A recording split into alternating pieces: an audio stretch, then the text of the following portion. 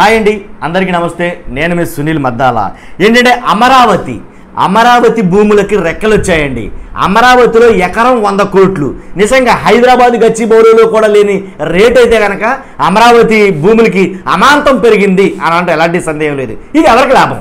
ఎకరం 100 కోట్లు అమ్మితే కనుక ఇది ఎవరికి లాభం? అసలు ఏంటి ఈ అమరావతి? ఎందుకని అమరావతిని ప్రజలు కావాలన్నారు, వైజాగ్ని చీకొట్టారు? ఇవన్నీ కొన్ని ఇంట్రెస్టింగ్ విషయాలు అయితే మీతో పంచుకోవాలని మీ ముందుకు వచ్చాను. మర్చిపోద్దు, నాకు మోటివేషన్గా ఉంటుంది. ఒక లైక్ అయితే చేయండి. ఎందుకంటే లైక్ చేయడం ద్వారా ఎక్కువ మందికి వీడియో షేర్ అవుతుంది. మరి ముఖ్యంగా కొత్త వాళ్ళు అయితే పక్కాగా సబ్స్క్రైబ్ చేయండి. ఏంటంటే పార్టీలకు అతీతంగా మన వీడియోలు ఉంటాయి. తర్వాత మీ వీడియో ఎండ్ వరకు చూడండి, మధ్యలో స్కిప్ చేయొద్దు. వీడియో ఎండ్ వరకు చూసి మీ అమూల్యమైన అభిప్రాయం ఏదైతే ఉందో దాన్ని కామెంట్ రూపంలో తెలియజేయండి. సదా దాన్ని నేను గౌరవిస్తాను.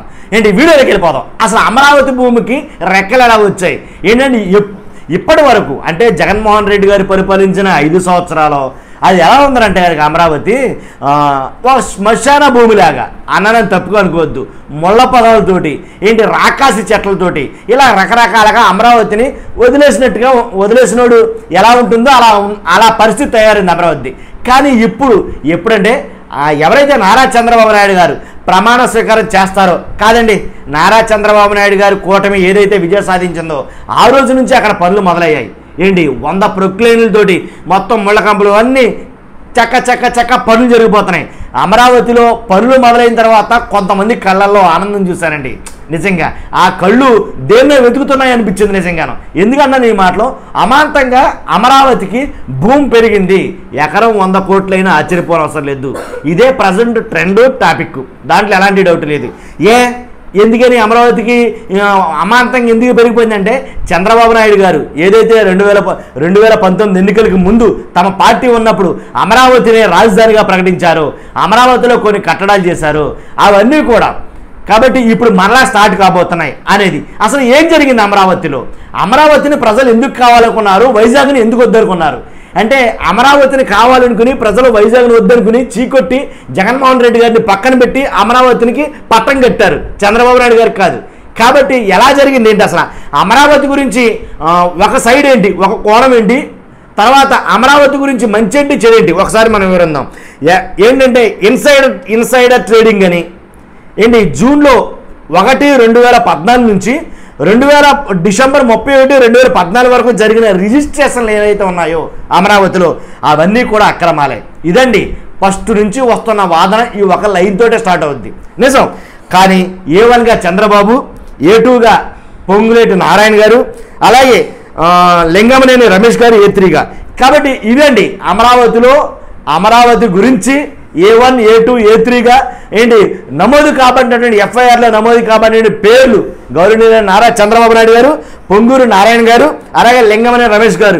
వీళ్ళ ఎందుకు దాంట్లో చేర్చారు? అసలు A1గా చంద్రబాబు నాయుడు గారిని, A2గా పొంగులేటి నారాయణ గారిని, తర్వాత A3గా లింగమనే రమేష్ గారిని వీళ్ళు ఎందుకు చేర్చారు అని చూస్తే కనుక 760 కోట్ల ప్యాకేజీలు ఇలాంటి ప్యాకేజీలు కొన్ని ప్యాకేజీలు అయితే ఉన్నాయి ఏంటి. అలాగే క్విడ్ ప్రోకో ఏదైతే ఉందో ఎలాగ కొన్ని అయితే కనుక ఉన్నాయండి. ఇవన్నీ చెప్పే ముందు నా కొన్ని ప్రశ్నలు ఉన్నాయి. ఎందుకంటే మీరు ఎండ వరకు చూస్తారో లేదో నాకు అనుమానం. కాబట్టి ఆ ప్రశ్నలు ముందే అడగాలనుకుంటున్నాను మిమ్మల్ని, చూస్తున్నాను మిమ్మల్ని అందరినీ కూడా ఏంటి. కాబట్టి ప్రజలందరూ పట్టం కట్టారు అంటే కనుక ఇవన్నీ తప్పని లెక్క. అంటే చంద్రబాబు నాయుడు గారి మీద వచ్చిన ఆరోపణలు అన్నీ కూడా తప్పనే అర్థమవుతుంది. ఎందుకని అమరావతి మాకు కావాలి అని అన్నారంటే ప్రజలు అమరావతికి పట్టం కట్టారంటే అమరావతిలో అక్రమాలు జరగలేదనే కదా. అబ్బే అలా కుదరదండి, మేమే ఒప్పుకుంటాం, సాక్ష్యాధారాలతో సహా చూపిస్తాం అని కొంతమంది మాట్లాడుతున్నారు. ఆ సాక్ష్యాధారాలు ఏంటి?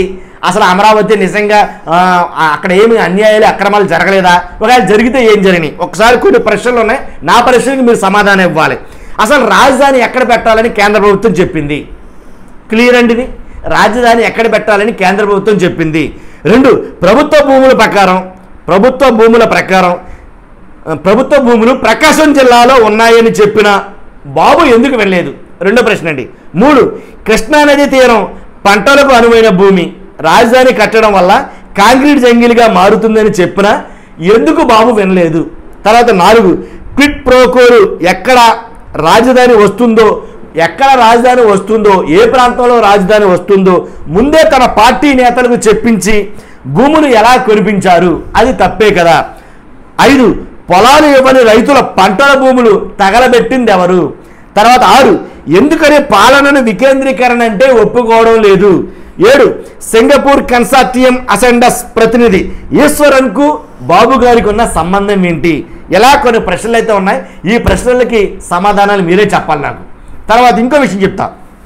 ఏంటంటే ఎవరెవరు కొన్నారు అక్కడ అమరావతిలో భూములు ఎవరెవరు కొన్నారు?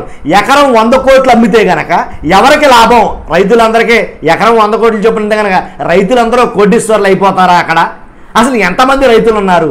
ఎంతమంది కొన్నారు? ఎవరు కొన్నారు? బినామీలా ఏంటి? వీటి కథా కారణమిషి ఒక్కగా చూద్దాం. అమరావతిలో భూములు కొన్న వాళ్ళ గురించి చూసుకుంటా. అనుకుని లింగమనేనికి 168.45 అంటే 168 ఎకరాల భూమి కొన్నాడు అక్కడ ఆయన. తర్వాత మాజీ మంత్రి పొంగులేటి నారాయణ గారు తన వద్ద పనిచేసే ఆవుల మునిశంకర్, రావూరు సాంబశివరావు, కొత్తూరు ప్రమీల, కోతపు వరుణ్ కుమార్ల పేర్లతో 55 ఎకరాలు అంటే 55.27 అనుకోండి, సుమారుగా 55 ఎకరాల భూమిని కొన్నారు. తర్వాత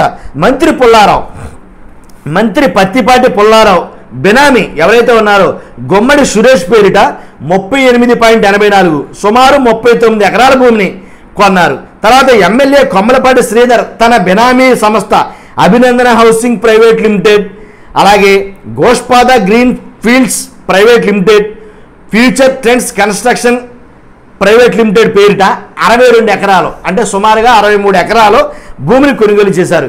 ఎలా కొనుగోలు చేశారనేది వైసీపీ మంత్రివర్గం ఉపసంఘం ఏదైతే ఉందో వైసీపీ మంత్రివర్గ ఉపసంఘం గుర్తించి దీని మీద కేసులు వేయటం జరిగింది. ఎలా కేసు వేశారు?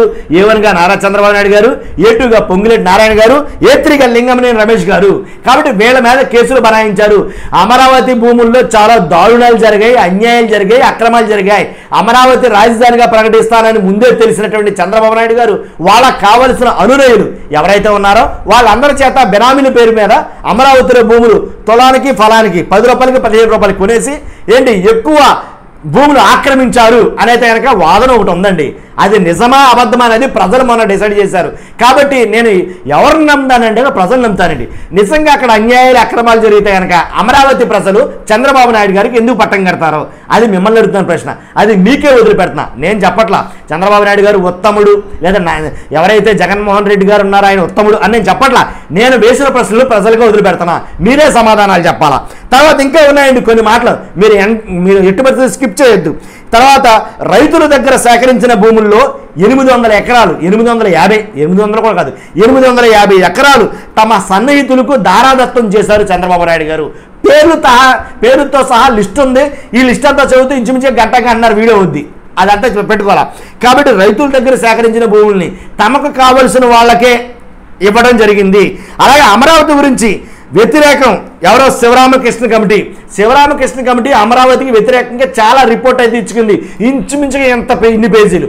కాబట్టి ఆ పేజీలన్నీ కూడా శివరామకృష్ణ కమిటీని ఎందుకు బయట పెట్టలేదు, శివరామకృష్ణ కమిటీ చెప్పినట్టు ఎందుకు వినలేదు అనేది కూడా ఒక సైడ్ వాదన.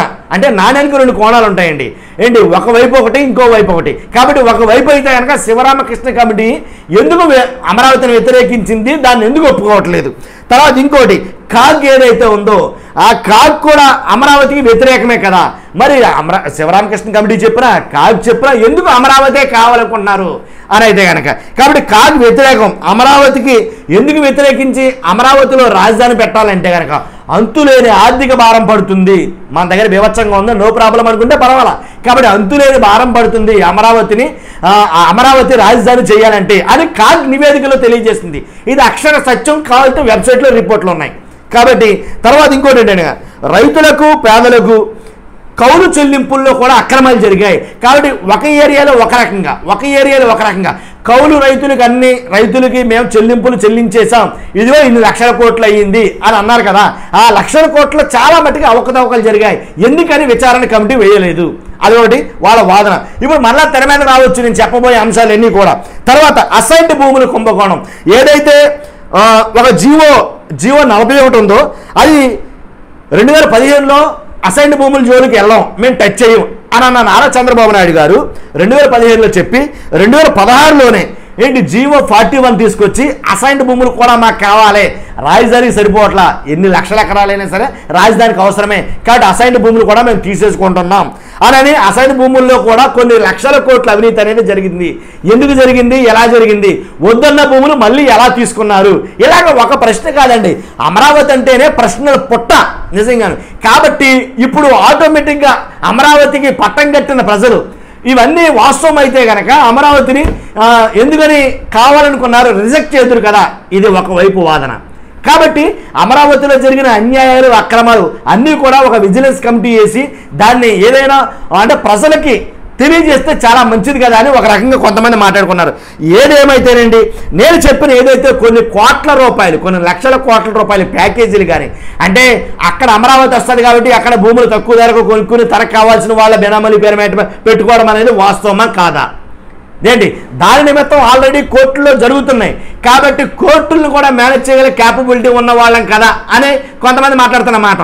కాబట్టి నేను చెప్పే అన్నీ కూడా ప్రశ్నలే, మ్యాక్సిమం 90% ప్రశ్నలే ఉన్నాయండి, సమాధానాలు లేవు. వీటి సమాధానాల కోసం చూస్తేనేమో ఆల్రెడీ ప్రజలు సమాధానం ఇచ్చేశారు, మాకు అమరావతి కావాలి, వైజాగ్ వద్దు, అమరావతి వద్దు, అమరావతి ముద్దు, వైజాగ్ వద్దు అని.